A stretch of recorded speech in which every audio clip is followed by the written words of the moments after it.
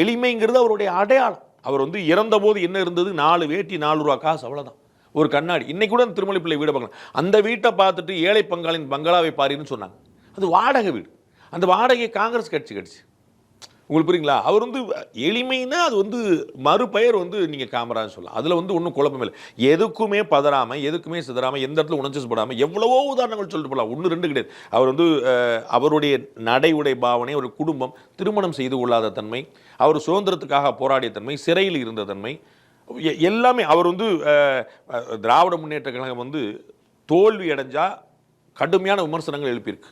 கலைஞர் அவர்கள் கடுமையான சோற்றால் அடித்த பிண்டங்கள் சொல்லியிருக்கார். வாழை மட்டை போல இருக்கிறான், சொரணை ஏற்றுக்கிறான், நிறைய அவர் சொல்றார். காமராஜர் ஒரு வார்த்தை சொன்னது. ஒரு சின்ன பிள்ளை தோற்கடிச்சிருச்சு, அமைதியா இருந்தது.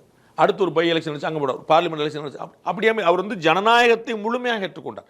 இந்திரா காந்தி தான் வளர்த்த பிள்ளை இந்திரா காந்தி எமர்ஜென்சி கொண்டு வந்த போது நாடு இப்படி பாழானது. நம்ம கட்சின்னு அமைதியா இருக்கலாம். உங்களுக்கு புரியுங்களா?